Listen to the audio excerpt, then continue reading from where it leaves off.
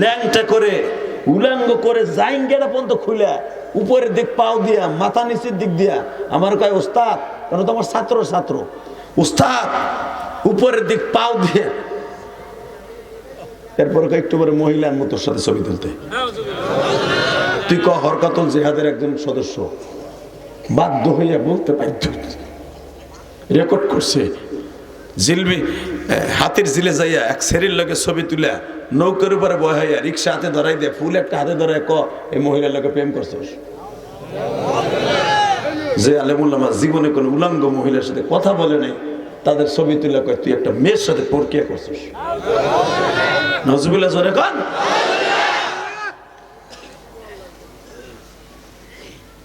খালি নিজের দিক চাইও না, আমলিগালারা ভুলে যাইও না। ওলা তাজিরু ওয়াজিরাতুন বিজরা উখরা, আল্লাহ সহ্য করতে না পারলে আযাব গজব চাপায়া দেয়। আল্লাহর দোষ দাও না। আবার কি দলিল দেয় জানো? আরে বাবা, নবীরা হিজরত করছে না, আমরা হিজরত করছি। বাবা ডাইরেক্ট কয় আমারে কাজাদি ভাই, আর নবীরা তো হিজরত করছে, একটু রদবদল হয়েছে, এক জায়গায় তার এক জায়গায় আবার শক্তিশালী হয়ে আইছে। আমি এবার শক্তিশালী হয়ে আইও, হিজরত করে আইও। নবীর হিজরত আর তোমাকে হিজরত। নবীরে তো বেঈমানরা কোবানের লেগে ডাল সরকি নিয়েছে, আর তোমাকে লেগে স্যান নিছে। স্যান কথা কর না কেন? কোন সাতার দল করিও না, ওগুলো বুঝিও না। শুধু এতটুকু বুঝি, ইসলামের বিরুদ্ধে কথা বললো জায়গায় কোবাইয়া দুই টুকরা বানায় হেলাবো। রাজি আসো না নাই? কে কে রাজি আসো? আল্লাহকে দু হাত দেখায় দাও।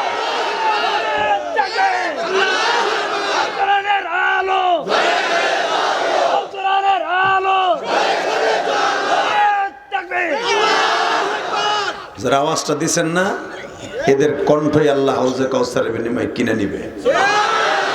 আর যারা আওয়াজ দেন নাই, আপনি যে দল করেন না কেন, জুতার আর বাড়ির অভাব নাই। এটা বৌরতের খান আর নেতার হাতের খান আর পোলাপানের হাতের খান, জুতার বাড়ি খাইতে হইব, খাইতে হইব, খাইতে হইব। তা না হলে বড় বড় এই যে মাইনকে চোরা সর্বপ্রথম কোরআনের পাখি আল্লামা সাঈদীর ফাঁসির দাবিতে সর্বপ্রথম বিচারক হিসাবে সর্বপ্রথম কলম ধরছে। আজকে সেই মাইনকে চোরার বিসি একটা লাথি দিয়ে গেলা হেলাইছে, এক লাথি তোর বিসি গেলা হেলাইছে। মরা অবস্থায় পড়েছিল ভারতের বর্ডারে কলার পাতার উপরে, সেখান থেকে আর্মিরা টোকাইয়েন এখন জেলখানায়। বিসি একটা গলছে আর একটা আছে। যেই মাইনকে চোরার সাইনে সাইদের ফাঁসি হয়েছে, সেই মাইনকে চোরা বিচলে দুনিয়াতে যেতে পারতেছিস না। কতক্ষণ না কেন? মাইনকে চোরার বউ সারা জীবন ওরে মারছে। মনে রাখবেন, যে যত বড় নেতা,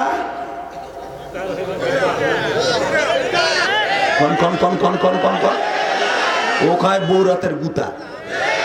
জন কইছে বউরে কে কেছে নাফিত কথা এমন কসকে, আজকে তো আমার তোর সুমা দেওয়া উচিত। কে?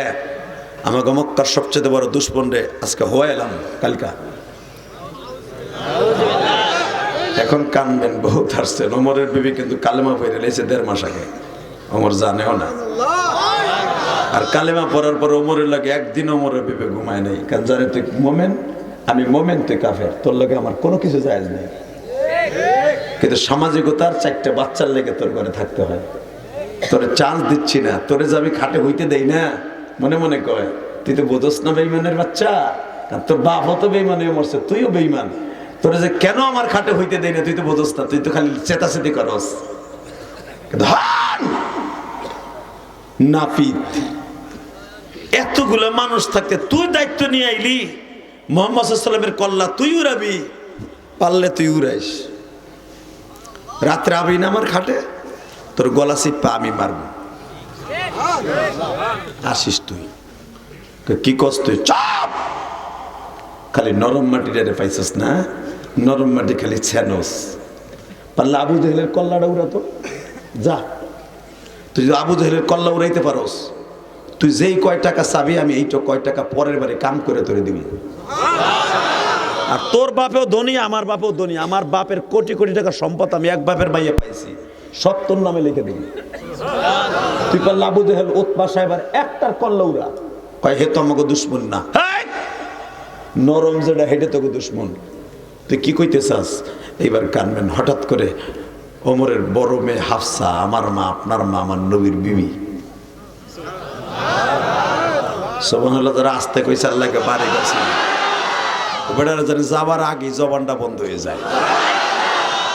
তোমার মা আমার মা জান্নাতি রমণী, জান্নাতি রমণী।